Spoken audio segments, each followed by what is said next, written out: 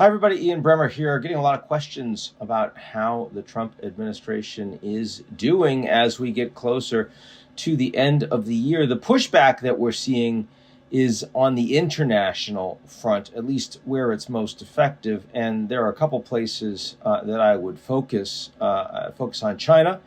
I focus on Brazil. I focus on prices, right? In all of these cases, U.S. policy is proving a lot less robust than Trump had expected, that observers had expected about 6 months ago. China is the obvious case, the Chinese government pushing back very hard against American tariffs and export controls. And now you see Trump not only trying hard to come to a broader trade deal with the Chinese, just another phone call yesterday was about Taiwan and Ukraine, and Xi Jinping initiated it, but a lot of that was also about trade, and Trump is moving towards, looks like, approving some advanced chips from Jensen Huang's Nvidia that the Chinese would be able to purchase. In return, the U.S. would expect that they would have an easier time with critical minerals, at least until they build out an alternative supply chain and reprocessing, and that's going to take years and years.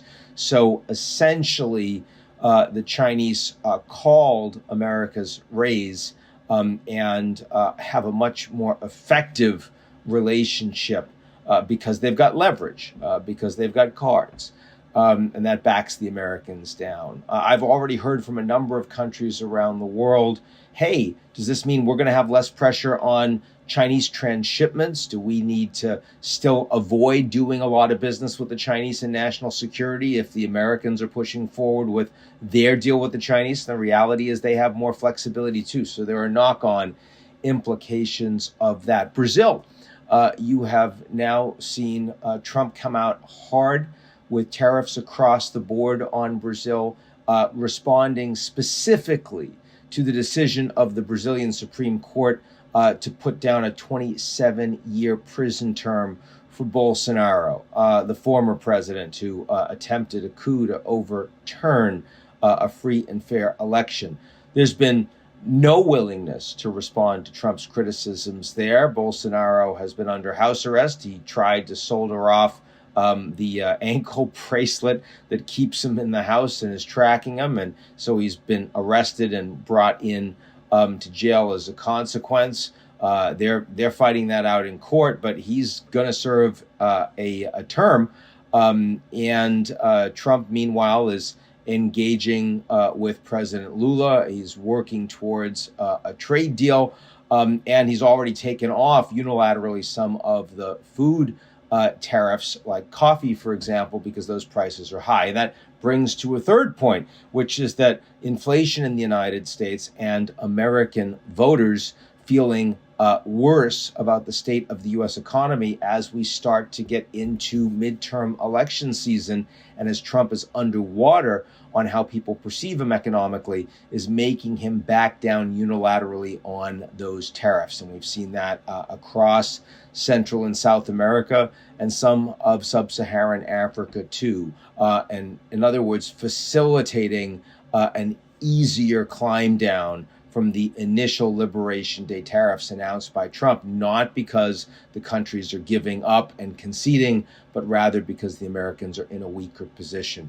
The big thing to watch for over the coming month is going to be what happens with the Supreme Court and their big ruling on IEEPA, whether or not Trump even has the rights as the president to put all of these tariffs on countries, many of which have nothing to do with a national security emergency, yet that's what the IEEPA rule is meant to apply for.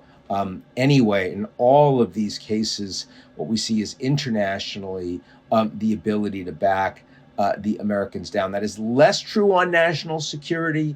The Europeans are much, much less willing, as we've seen over the weekend, to proactively combat Trump on Ukraine because they desperately need American military sales and intelligence support. So behind the scenes, They hated the 28-point plan. They've gotten Marco Rubio to be constructive. There's now a new plan that the Ukrainians are accepting, but the Russians will reject.